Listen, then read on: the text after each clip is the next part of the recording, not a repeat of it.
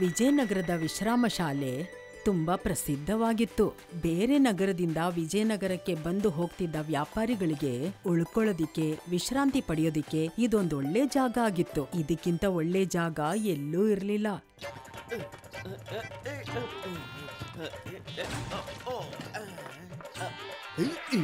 ಏನಾಯ್ತಪ್ಪ? ಈ ವಿಶ್ರಾಮ ಶಾಲೆ ಈ ವಿಮಲೇಶ್ದಾಗಿತ್ತು. ನನಗನ್ಸುತ್ತೆ ನನ್ನ ಗಾಡಿ ಚಕ್ರ ಮಣ್ಣಲ್ಲಿ ಹೂತೋಗಿದೆ. ಇರು ನಾನು ಈಗ್ಲೇ ಬರ್ತೀನಿ. ಇರು. ಜನಗಳಿಗೆ ಸಹಾಯ ಮಾಡೋದಿಕ್ಕೆ ಎಲ್ರಿಗಿಂತ ಮುಂದಿರ್ತಿದ್ದ.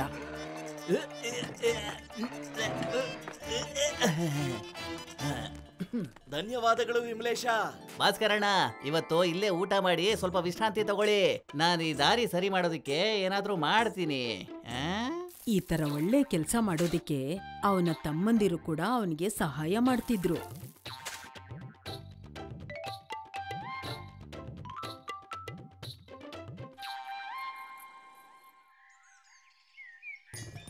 ವಾ ವಿಮಲೇಶ್, ಈ ದಾರಿನ ನೀನು ಸರಿ ಮಾಡಿ ಒಳ್ಳೆ ಕೆಲಸ ಮಾಡಿದೀಯಾ ನೋಡು.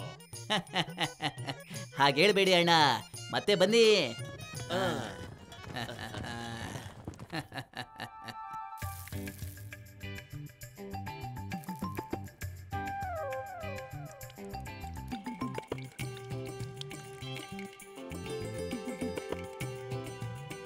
ಹೀಗೆ ಕೆಲಸ ಮಾಡ್ತಾ ಮಾಡ್ತಾ ವಿಮಲೇಶ್ನ ದಿನಗಳು ಖುಷಿಯಿಂದ ಕಳೆದ್ವು. ಒಂದಿನ ವಿಮಲೇಶ್ನ ವಿಶ್ರಾಮ ಶಾಲೆಗೆ ಒಬ್ಬ ವ್ಯಕ್ತಿ ಬಂದ. ಇದಕ್ಕೂ ಮುಂಚೆ ಅವನ್ನ ಯಾವತ್ತೂ ನೋಡಿರ್ಲಿಲ್ಲ. ತುಂಬಾ ದೂರದಿಂದ ಬಂದಿರೋ ಹಾಗೆ ಕಾಣ್ತಾ ಇದ್ದೀರಲ್ಲಣ್ಣ. ವಿಶ್ರಮ ಶಾಲೆನಲ್ಲಿ ಸ್ವಲ್ಪ ಊಟ ಮಾಡಿ ನೀವು ಯಾಕೆ ವಿಶ್ರಾಂತಿ ಮಾಡಬಾರ್ದು ಅಂತ ನಾನು ಹೇಳ್ತೀನಿ. ಅಲ್ಲಂತೂ ತುಂಬಾ ಜನ ಇದ್ದಾರೆ. ಸ್ವಲ್ಪ ಹೊತ್ತು ಇದ್ದು ಆಮೇಲೆ ಮುಂದೆ ಹೋಗಿ ಎಲ್ಲಾದ್ರೂ ಜಾಗ ಹುಡ್ಕೋತೀನಿ. ಆ ಬಂದ ವ್ಯಕ್ತಿ ಇಲ್ಲಿ ಊಟ ಮಾಡದೆ ವಿಶ್ರಾಂತಿ ಪಡೆಯದೆ ಹೋಗೋದನ್ನ ನೋಡಿ ವಿಮಲೇಶ್ಗೆ ತುಂಬಾ ಬೇಜಾರಾಗ್ಬಿಟ್ಟಿತ್ತು. ವಿಶ್ರಾಮ ಶಾಲೆಯಲ್ಲಿಲ್ಲ ಅಂದ್ರೆ ಏನು, ನನ್ನ ಮನೇಲ್ ಜಾಗ ಇದೆ ಅಲ್ವಾ ಅಂತ ಯೋಚನೆ ಮಾಡ್ದ. ನೋಡಿ, ಈ ಕಾಳು ನಿಮ್ಮ ಕುದುರೆಗೆ.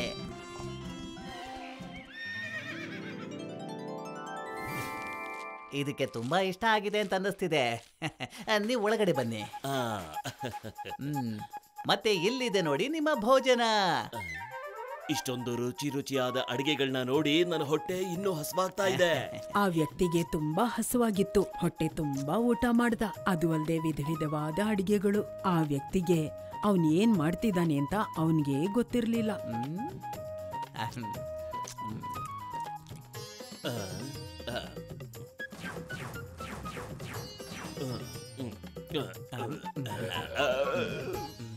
ಹೊಟ್ಟೆ ತುಂಬಾ ತಿಂದಿರೋ ಆ ವ್ಯಕ್ತಿ ಮತ್ತೆ ಅವನ ಕುದುರೆ ಯಾವುದೇ ಸುಸ್ತಿಲ್ದೆ ಅಲ್ಲಿಂದ ಹೊರಡೋದಿಕ್ಕೆ ತಯಾರಾದ್ರು.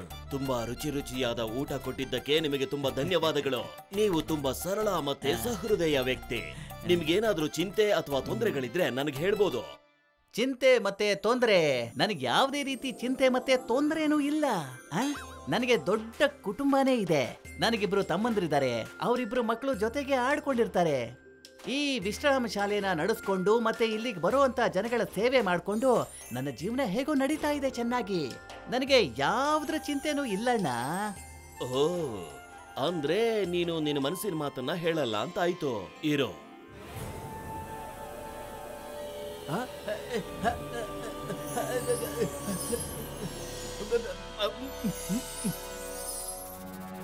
ನಾನು ಯಮ. ನಾನು ಯಾರನ್ನು ಬಿಡಲ್ಲ. ಯಮರಾಜ ಪ್ರಭು, ನೀವಿಲ್ಲಿ ಇಲ್ಲಿ ಯಾಕೆ ಬಂದ್ರಿ? ಅಂದ್ರೆ ಹೇಗೆ ಬಂದ್ರಿ? ಹೆದರ್ಕೋಬೇಡ, ನಾನು ಹೀಗೆ ಒಂದೊಂದ್ಸಲ ಭೂಮಿಗೆ ಬರ್ತಾ ಇರ್ತೀನಿ. ಈಗ ನೀನು ನನ್ನನ್ನ ಗುರ್ತು ಹಿಡಿದ್ಬಿಟ್ಟಿದ್ಯಾ. ಹೇಳು, ನಿನ್ನ ಚಿಂತೆ ಏನು ಅಂತ. ವಿಮಲೇಶ್ ಹೇಳ್ದ, ತನಗೆ ತನ್ನ ಪರಿವಾರದ ಚಿಂತೆ ಇದೆ ಅಂತ. ನನ್ಗೇನಾದ್ರೂ ಆದ್ರೆ ನಮ್ ಮನೆಯವ್ರನ್ನೆಲ್ಲ ಯಾರು ನೋಡ್ಕೋತಾರೆ ಅಂತ. ಹಾಗೆ ತನ್ನ ವಿಶ್ರಾಮ ಶಾಲೆನ ಇನ್ನೂ ದೊಡ್ಡದಾಗಿ ಮಾಡ್ಬೇಕು ಅಂತಾನೂ ಹೇಳ್ದ. ಹೀಗೆ ಅವನು ಎಲ್ರಿಗೂ ಸೇವೆ ಮಾಡ್ಬೇಕು ಅನ್ನೋ ಆಸೆನೂ ಅವನಿಗಿತ್ತು. ತಥಾಸ್ತು. ನೀನಂತೂ ತುಂಬಾ ಒಳ್ಳೆ ವ್ಯಕ್ತಿ ವಿಮಲೇಶ. ನಿನಗೆ ನನ್ನ ಪರಿಚಯ ಇಲ್ಲದೆ ಇದ್ರೂ ಕೂಡ ನೀನು ನನಗೆ ಊಟ ಕೊಟ್ಟೆ. ನಾನು ಉಳ್ಕೊಳ್ಳೋದಿಕ್ಕೆ ವ್ಯವಸ್ಥೆ ಮಾಡಿದೆ. ಹುಟ್ಟು ಮತ್ತೆ ಸಾವು ಖಚಿತ. ಸ್ವತಃ ನಾನೇ ಅದನ್ನ ತಡೆಯೋದಿಕ್ಕಾಗಲ್ಲ. ಆದ್ರೆ ನಿನ್ನ ಸೇವೆಗೆ ಬದಲಾಗಿ ನಾನು ಇಷ್ಟಂತೂ ಮಾಡಬಲ್ಲೆ. ನಿನ್ನ ಕೊನೆ ಕ್ಷಣಗಳಲ್ಲಿ ನಾನ್ ನಿನ್ನ ಕರ್ಕೊಂಡು ಹೋಗೋದಿಕ್ ಬಂದಾಗ ಅದಕ್ಕಿಂತ ಮುಂಚೆ ನಾನ್ ನಿನ್ಗೆ ಕೆಲವು ಸಂಕೇತಗಳನ್ನ ಕೊಡ್ತೀನಿ. ಅದಕ್ಕೂ ಮುಂಚೆ ನೀನು ನಿನ್ನ ಪರಿವಾರ ಮತ್ತೆ ಜನಗಳ ಸೇವೆಗೋಸ್ಕರ ಏನ್ ಬೇಕಾದ್ರೂ ಮಾಡಬಹುದು. ಧನ್ಯವಾದ ಪ್ರಭು.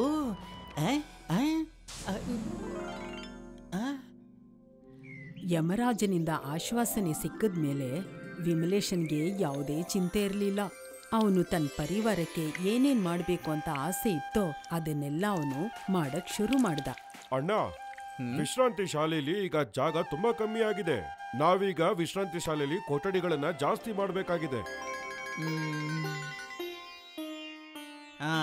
ನೀನು ವಿಶ್ರಮ ಶಾಲೆನ ಸ್ವಲ್ಪ ದೊಡ್ಡದು ಮಾಡು, ಮತ್ತೆ ಅದರ ಎಲ್ಲ ಜವಾಬ್ದಾರಿನ ನೀನೇ ವಹಿಸ್ಕೋ. ಅನುಜ್ ನಿನಗೆ ಸಹಾಯ ಮಾಡ್ತಾನೆ, ಸರಿನಾ? ಹೀಗೆ ನಿಧಾನವಾಗಿ ವಿಶ್ರಾಮ ಶಾಲೆಯಲ್ಲಿ ವಿಮಲೇಶ್ನ ತಮ್ಮಂದಿರು ಕೂಡ ಕೆಲಸ ಮಾಡೋದಕ್ಕೆ ಶುರು ಮಾಡ್ಕೊಂಡ್ರು. ಹೀಗೆ ಸಮಯ ಕಳೀತಾ ಬಂತು. ವಿಮಲೇಶನ್ಗೂ ಕೂಡ ತುಂಬಾ ವಯಸ್ಸಾಗಿತ್ತು. ನಡಿ.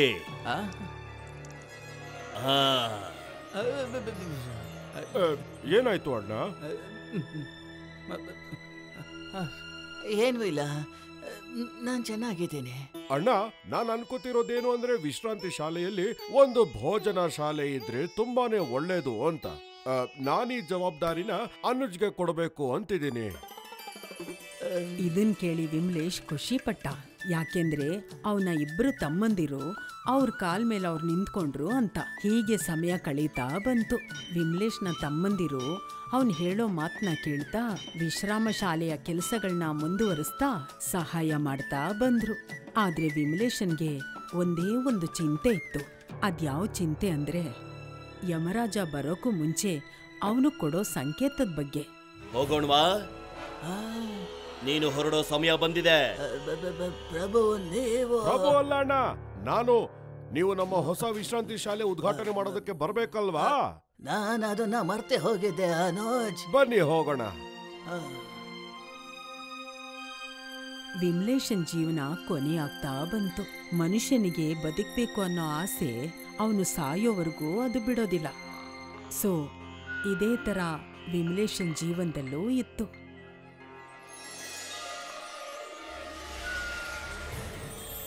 ಬಾ ವಿಮಲೇಶ್, ಭೂಮಿ ಮೇಲೆ ನಿನ್ನ ಸಮಯ ಈಗ ಮುಗ್ದಿದೆ. ಈಗ ಹೋಗೋಣವೆ? ಅನುಜ್,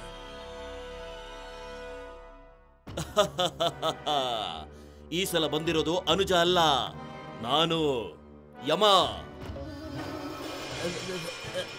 ಪ್ರಭು, ನೀವು ಹೇಳಿದ್ರೆ ನೀವು ಬರೋ ಮುಂಚೆ ನನಗೆ ಸಂಕೇತ ಕೊಡ್ತೀನಿ ಅಂತ. ನಾನು ನಿನಗೆ ಸಂಕೇತ ಕೊಟ್ಟಿದ್ದೆ ವಿಮಲೇಶ್. ನಿನ್ನ ಕೂದಲನ್ನ ಬಿಳಿ ಮಾಡಿದ್ದೆ, ನಿನ್ನ ಬೆನ್ನನ್ನ ಬಾಗ್ಸಿದ್ದೆ, ವೃದ್ಧಾವಸ್ಥೆಯಲ್ಲಿ ನಿನ್ನ ಹಲ್ಲುಗಳು ಉದ್ರೋಗಿದ್ವು. ಇವೆಲ್ಲ ನಾನು ಬರೋ ಸಂಕೇತ ಆಗಿದ್ವು. ಆದ್ರೆ ಇದಂತೂ ಎಲ್ರಿಗೂ ಆಗತ್ತಲ್ಲ ಪ್ರಭು. ಇದಕ್ಕೋಸ್ಕರನೇ ಅಲ್ವಾ ಮನುಷ್ಯ ಸಾಯೋದಕ್ಕೂ ಮುಂಚೆ ಎಲ್ಲ ತಯಾರಿ ಮಾಡ್ಕೊಳ್ಳೋದು. ಅದು ನೀನ್ ಮಾಡ್ದಲ್ಲ ಹಾಗೆ. ನಾನು ಎಲ್ಲ ಗಮನಿಸ್ತಾ ಇದ್ದೆ. ನೀನು ನಿನ್ನ ಸಹೋದರರನ್ನ ಜನರ ಸೇವೆಗೋಸ್ಕರ ನೇಮಿಸಿದ್ದೆ. ಈಗ ಆ ನಿನ್ನ ಸಹೋದರರು ಜನಗಳ ಸೇವೆ ಮಾಡ್ತಾ ಇದ್ದಾರೆ. ಆಗ ವಿಮಲೇಶನ್ಗೆ ಒಂದು ವಿಷಯ ನೆನ್ಪಿಗೆ ಬಂತು. ತಾನು ಗೊತ್ತಿಲ್ದೇನೆ ಯಮರಾಜ ಹೇಳಿದ ಮಾತನ್ನ ಚೆನ್ನಾಗಿ ನಡೆಸ್ಕೊಟ್ಟಿದ್ದಾನೆ ಅಂತ, ತನ್ನ ತಮ್ಮಂದಿರಿಗೆ ಒಳ್ಳೆ ಸ್ಥಾನ ಕೊಟ್ಟಿದ್ದಾನೆ ಅಂತ, ತಾನು ಹೋದ್ಮೇಲೂ ಅವರು ತಮ್ಮ ಪರಿವಾರನ ಚೆನ್ನಾಗಿ ನೋಡ್ಕೋತಾರೆ ಅಂತ. ಈಗ ಅವನಿಗೆ ಯಾವುದೇ ರೀತಿಯ ಸಮಸ್ಯೆ ಇರಲಿಲ್ಲ. ಅವನು ಖುಷಿಯಾಗಿ ಯಮರಾಜನ್ ಜೊತೆ ಪೃಥ್ವಿ ಲೋಕಕ್ಕೆ ವಿದಾಯ ಹೇಳ್ದ.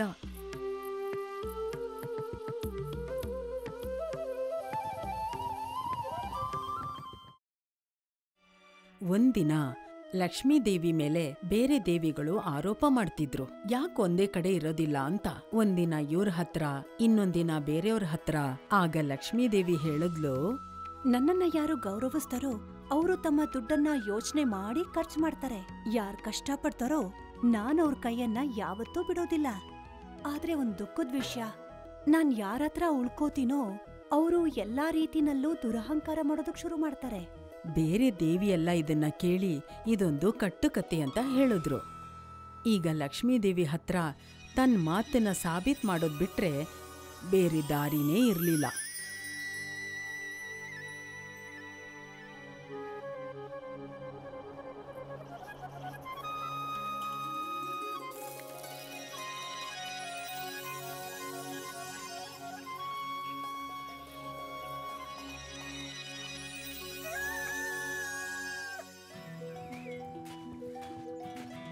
ರಾಮುವಿನ ಸಂಸಾರ ಈ ಜಮೀನು ಈ ಹೊಲ ಗದ್ದೆಯಿಂದ ನಡೀತಾ ಇತ್ತು.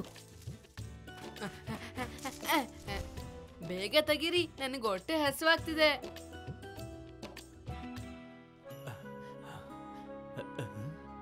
ಅಮ್ಮ, ಇವತ್ತು ಚಪಾತಿ ಜೊತೆ ಪಲ್ಯ ಇಲ್ವಾ? ಎಲ್ಲಿವರೆಗೂ ಜಮೀನಲ್ಲಿ ತರಕಾರಿ ಬೆಳೆಯೋಕ್ಕಾಗಲ್ವೋ ಅಲ್ಲಿವರೆಗೂ ನಾನು ಈ ಹಣ್ಣಲ್ಲೇ ರೊಟ್ಟಿ ತಿಂತೀನಿ. ಮಾವಿನ ಹಣ್ಣು ನನಗ್ ಬೇಕು, ನನಗ್ ಬೇಕು.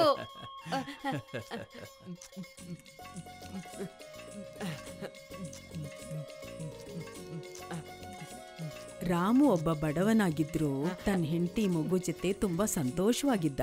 ಆದ್ರೆ ಇವತ್ತು ಅವನ್ ಖುಷಿ ಜಾಸ್ತಿ ಆಗೋದಲ್ಲ, 10 ಪಟ್ಟು ಜಾಸ್ತಿ ಆಗ್ತಾ ಇತ್ತು.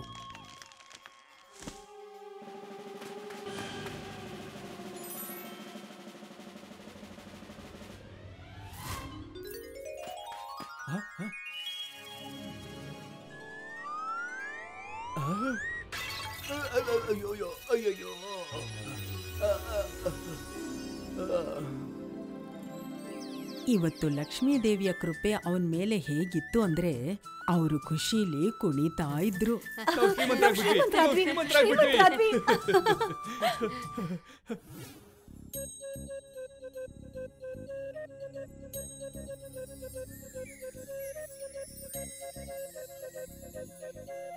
ರಾಣಿ ಆ ನಿಧಿನ ನೋಡ್ಕೊಳ್ಳೋದಿಕ್ಕೆ ಮನೇಲೇ ಇರ್ತಾ ಇದ್ಲು. ಮತ್ತೆ ರಾಮು ಹೊಲದಲ್ಲಿ. ಮನೇಲಿ ನಿಧಿ ಇದ್ರೆ ಯಾರೇ ಆಗಿರ್ಲಿ, ಪಾಪ ರಾಮುಗೆ ಬಿಸ್ಲಲ್ಲಿ ಕಷ್ಟ ಪಡೋದಿಕ್ಕೆ ಸ್ವಲ್ಪನೂ ಇಷ್ಟ ಇರಲಿಲ್ಲ.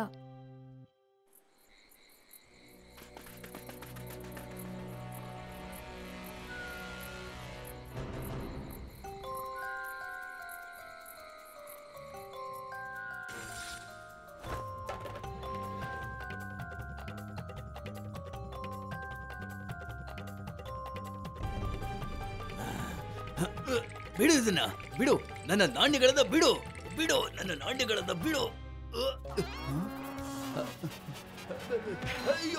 ನಿಧಿ ಮನೇಲಿದ್ರೆ ಕಳ್ತನ ಆಗತ್ತೆ ಅನ್ನೋ ಭಯ ಇರುತ್ತಲ್ಲ, ಅದು ರಾಮುಗೂ ಇತ್ತು. ಇಷ್ಟು ಬೇಗ ಬಂದ್ಬಿಟ್ರಾ?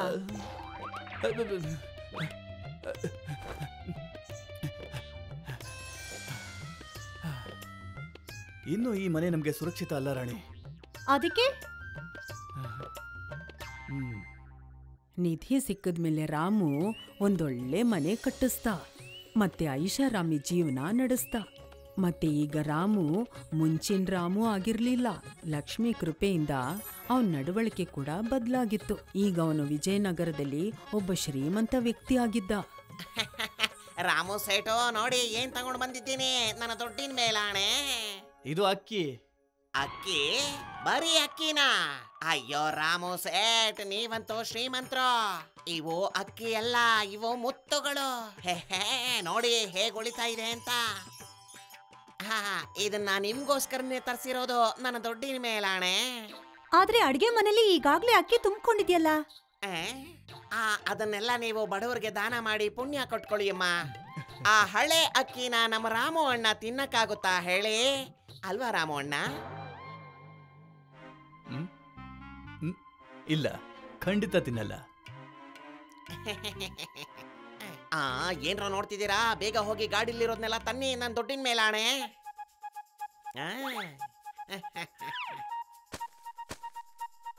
ಉಡಂಕ, ತಗೋ ನಿನ್ನ ನಾಣ್ಯಗಳನ್ನ.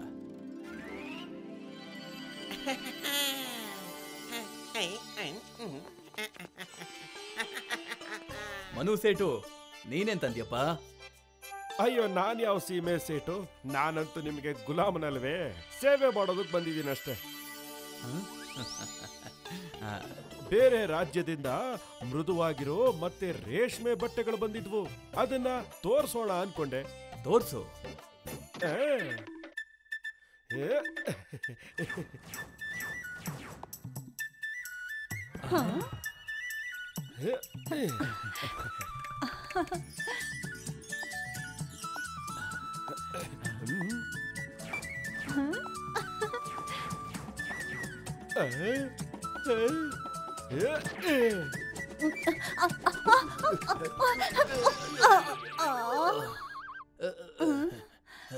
ಅವನ ಹತ್ರ ಇದ್ದಿದ್ದ ದುಡ್ಡೆಲ್ಲ ಅವನ್ ಸ್ವಂತ ದುಡ್ದಿದ್ದಾಗಿರ್ಲಿಲ್ಲ. ಅದಕ್ಕೆ ಅವನು ಇಷ್ಟ ಬಂದ ಹಾಗೆ ಖರ್ಚು ಮಾಡ್ತಿದ್ದ.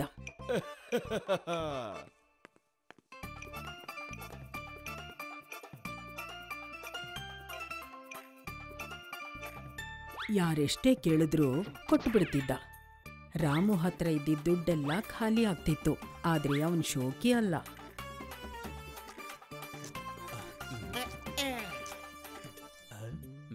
ಅಯ್ಯೋ ಪರವಾಗಿಲ್ಲ, ದುಡ್ಡನ್ನ ನೀವು ಆಮೇಲೆ ಕೊಡ್ಬೋದು ರಾಮು ಅಣ್ಣ.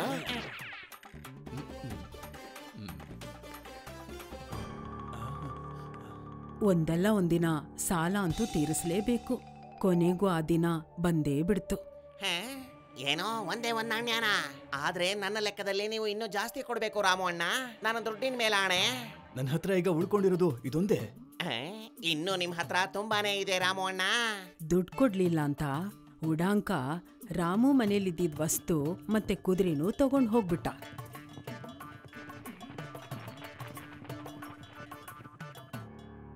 ಹೀಗ್ ನಿಂತ್ಕೊಂಡು ಏನ್ ನೋಡ್ತಾ ಇದೀಯಾ? ದುಡ್ಡು ಕೊಡೋದಕ್ಕೆ ಧೈರ್ಯ ಇಲ್ಲ ಅಂದಮೇಲೆ ಅದನ್ನೆಲ್ಲ ಯಾಕೆ ಖರೀದಿ ಮಾಡ್ಬೇಕಾಗಿತ್ತು?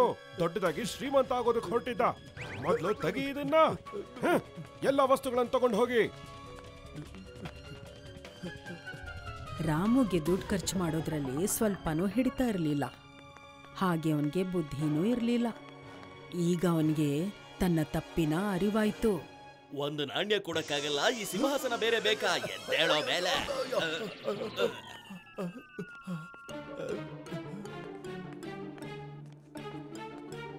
ನಿಂತ್ಕೋ. ನಮ್ಮ ಮಾಲೀಕರು ಹೇಳಿದ್ದಾರೆ ಎಲ್ಲಾ ವಸ್ತುನೂ ಎತ್ಕೊಂಡ್ ಬರೋದಿಕ್ಕೆ. ಪಕ್ಕಕ್ ಬಾ. ಬೇಡ. ನಮ್ಮ ಸುಖದ ದಿನಗಳು ಮುಗಿದ್ವು ರಾಣಿ. ಸುಲಭವಾಗಿ ಸಿಕ್ಕಿದ ದುಡ್ಡನ್ನ ತಗೊಂಡು ನಾವು ಲಕ್ಷ್ಮಿಗೆ ಗೌರವ ಕೊಡೋದನ್ನೇ ಮರ್ತು ಬಿಟ್ವಿ. ಅದಕ್ಕೆ ಅವಳು ನಮ್ಮೇಲ್ ಕೋಪಿಸ್ಕೊಂಡ್ಲು. ಚಾಪೆ ಇದ್ದಷ್ಟು ಕಾಲ್ ಚಾಚಬೇಕು. ರಾಮು ಮತ್ತೆ ರಾಣಿ ತಾವು ಮಾಡಿರೋ ತಪ್ಪನ್ನ ಅರ್ಥ ಮಾಡ್ಕೊಂಡು ಮತ್ತೆ ಕಷ್ಟಪಟ್ಟು ಕೆಲಸ ಮಾಡೋದಿಕ್ಕೆ ಶುರು ಮಾಡ್ಕೊಂಡ್ರು.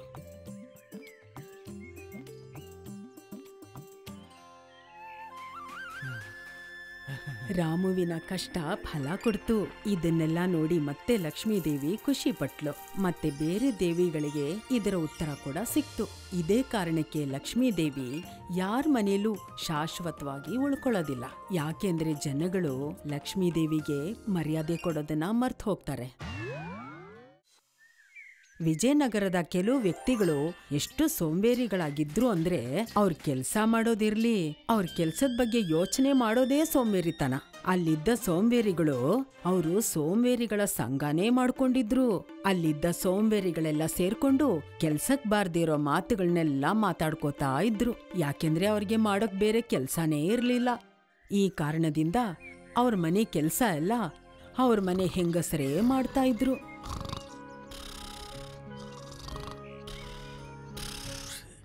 ಈ ಮೋಡಗಳು ಕೂಡ ಈಗ್ಲೇ ಆ ಕಡೆ ಹೋಗ್ಬೇಕಿತ್ತ? ಇವು ನೆಮ್ಮದಿಯಾಗಿ ನಿದ್ದೆ ಮಾಡೋದಿಕ್ಕೂ ಬಿಡೋದಿಲ್ವಲ್ಲಪ್ಪ.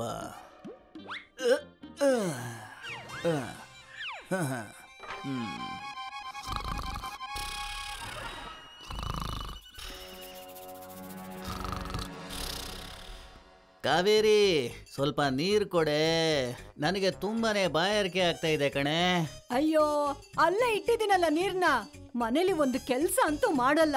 ಕೊನೆ ಪಕ್ಷ ನೀರಾದ್ರೂ ಎತ್ಕೊಂಡು ಕುಡಿರಿ. ಹಾ ಕುಡಿತೀನಿ ಕಣೆ ನೆಮ್ಮದಿಯಾಗಿ.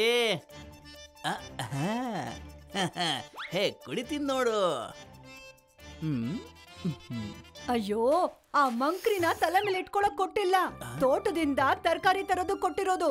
ಆದ್ರೆ ನಿನಗೆ ನಿದ್ದೆ ಮಾಡೋದ್ರಲ್ಲಿ ಪುರ್ಸೋದ್ ಸಿಕ್ಕಿದ್ರೆ ತಾನೇ.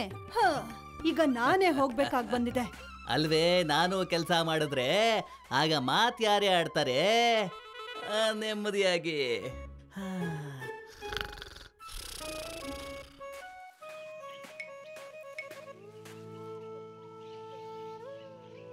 ಅಯ್ಯೋ ಕಾವೇರಿ, ಇವತ್ತು ನೀನೊಬ್ಳೇ ಬಂದಿದ್ಯಾ? ಯಾಕೆ ಬ್ರಿಡ್ಜ್ ಬಂದಿಲ್ವಾ?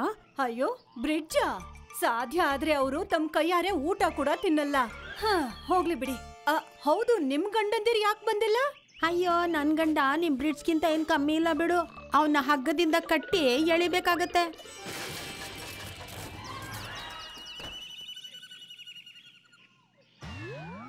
ಎಲ್ರ ಕತೆನೂ ಇದೇ ಆಗಿದೆ. ಒಬ್ರಿಗಿಂತ ಒಬ್ರು ಸೋಂಬೇರಿಗಳಾಗಿದ್ದಾರೆ. ನನ್ ಗಂಡ ಮಾಡೋ ಕೆಲ್ಸದಿಂದ ನನಗ್ ತಲೆ ಕೆಟ್ಟ ಹೋಗಿದೆ. ಮನೆಯಲ್ಲಿ ಒಂದು ಕೆಲ್ಸ ಕೂಡ ಮಾಡಲ್ಲ, ಎಲ್ಲಾನು ನಾನೇ ಮಾಡ್ಬೇಕು. ನಾನು ಕೂಡ ಇದಕ್ಕೇನಾದ್ರೂ ಒಂದ್ ದಾರಿ ಮಾಡ್ಲೇಬೇಕು. ಈ ದೂರನ್ನ ನಾವು ಯಾಕೆ ಮಹಾರಾಜ್ ವಿದ್ಯಾಧರ್ಗೆ ಹೇಳ್ಬಾರ್ದು? ಅವ್ರ ನಮ್ಮ ಮಾತನ್ನ ಖಂಡಿತ ಕೇಳ್ತಾರೆ. ನೀನ್ ಹೇಳ್ತಿರೋದು ಸರಿಯಾಗಿದೆ. ಅವರೆಲ್ಲರೂ ಸೇರಿ ಅವ್ರವ್ರ ಸಮಸ್ಯೆಗಳನ್ನ ಚೀಟಿಲ್ ಬರೆದು ಮಹಾರಾಜನಿಗೆ ಕೊಟ್ರು. ತುಂಬಾ ದಿನಗಳಾಯ್ತು, ಮಹಾರಾಜನಿಂದ ಯಾರೇ ವ್ಯಕ್ತಿಗಳು ಬರ್ಲಿಲ್ಲ, ಅವ್ರ ಸಮಸ್ಯೆನೂ ಪರಿಹಾರ ಆಗ್ಲಿಲ್ಲ. ಹಾಗಾಗಿ ಅವ್ರ ಜೀವನದಲ್ಲಿ ಯಾವ ಬದಲಾವಣೆನೂ ಆಗ್ಲಿಲ್ಲ.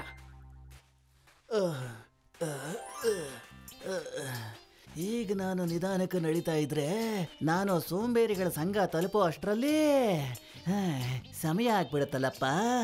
ಆದ್ರೆ ಜೋರಾಗಿ ನಡೆಯೋಕ್ಕಾಗೋದಿಲ್ವೇ? ಇಲ್ದಿದ್ರೆ ನಾನು ಸೋಂಬೇರಿ ಹೇಗಾಗ್ತಿದ್ದೆ?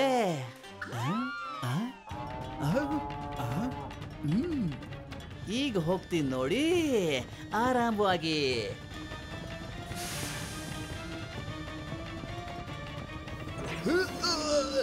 ಧನ್ಯವಾದ ಗೂಳಿ ಅಣ್ಣ. ಇವತ್ ಯಾರಪ್ಪ ಶುರು ಮಾಡೋದು? ಬ್ರಿಡ್ಜ್ ಅಣ್ಣ ಬೇರೆ ಇನ್ನು ಬಂದೇ ಇಲ್ಲ. ಅಲ್ ನೋಡಿ, ಬಂದೇ ಬಿಟ್ಟ ಬ್ರಿಡ್ಜ್ ಅಣ್ಣ. ಬರೋದಿಕ್ಕೇನು ತೊಂದರೆ ಆಗ್ಲಿಲ್ಲ ತಾನೇ?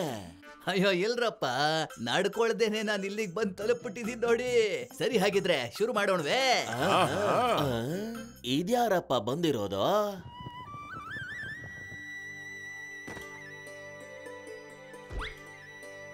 ಇವನ್ನ ವಿಜಯನಗರದಲ್ಲಿ ಎಲ್ಲೂ ನೋಡೇ ಇಲ್ವಲ್ಲ. ಯಾರು ಹೊಸಬ ಅನ್ಸತ್ತೆ. ಹಾಗಿದ್ರೆ ನೋಡ್ರಪ್ಪ, ಇವನ್ ಮುಂದೆ ನಮ್ಮ ಮರ್ಯಾದೆ ಯಾವ ಕಾರಣಕ್ಕೂ ಹೋಗಬಾರದು. ಹೊರಗಿನ ಜನಗಳಿಗೆ ಗೊತ್ತಾಗ್ಬೇಕಲ್ಲ ವಿಜಯನಗರ ಎಂತ ಅದ್ಭುತವಾದದ್ದು ಅಂತ, ಮತ್ತೆ ಇಲ್ಲಿನ ಜನಗಳು ಅದಕ್ಕಿಂತ ಅದ್ಭುತವಾದವರು ಅಂತ.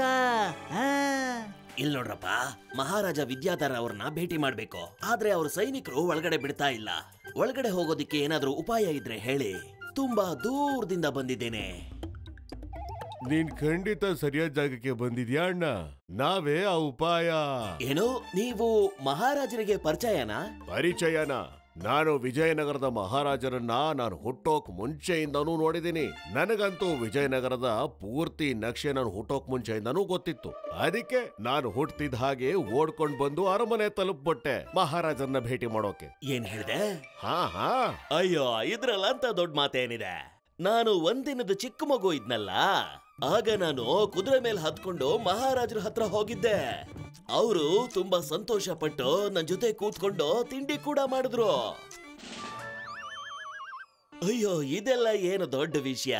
ನಾನು 1 ವಾರದ ಮಗು ಇದ್ದಾಗ ನಾನು ಒಂದು ದೊಡ್ಡ ಆನೆ ಮೇಲೆ ಕೂತ್ಕೊಂಡು ಮಹಾರಾಜರ ಹತ್ರ ಹೋಗಿದ್ದೆ. ಮತ್ತೆ ಮಹಾರಾಜರ ಜೊತೆ ಊಟ ಕೂಡ ಮಾಡಿದ್ದೆ.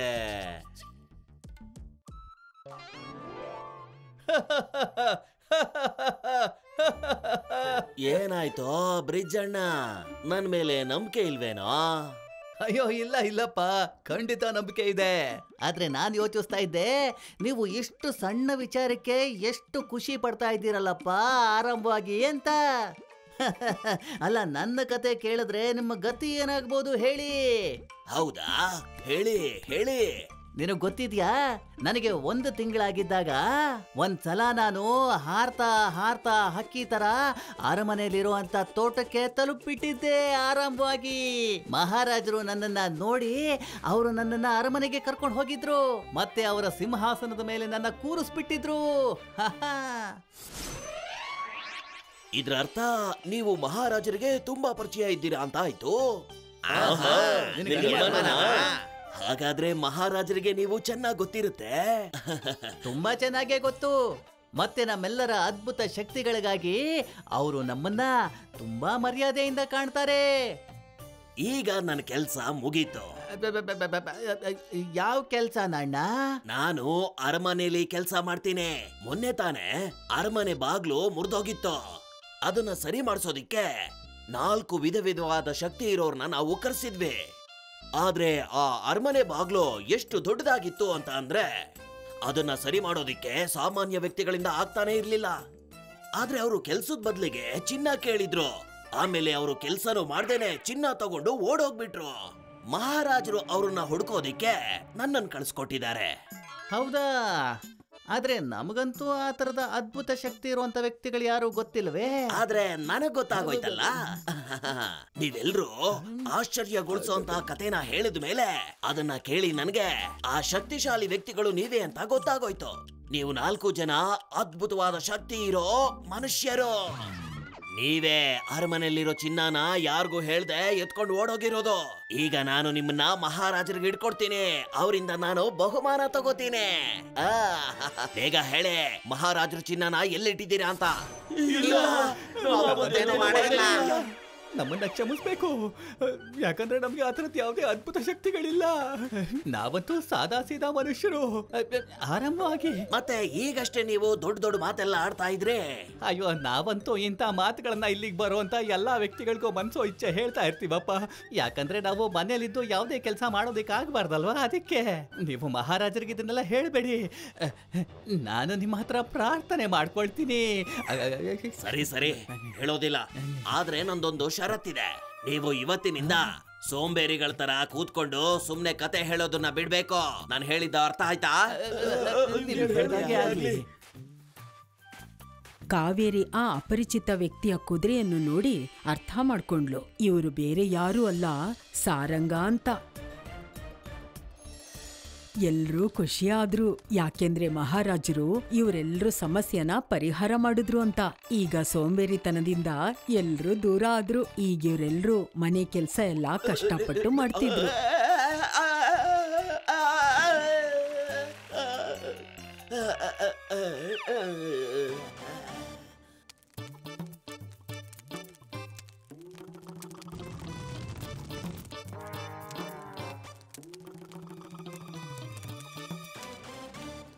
ಅಯ್ಯೋ ನಡಿ, ಬೇಗ ನಡಿ.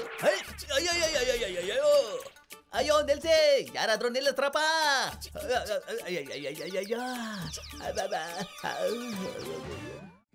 If you like this video, subscribe to our channel Murthy Media.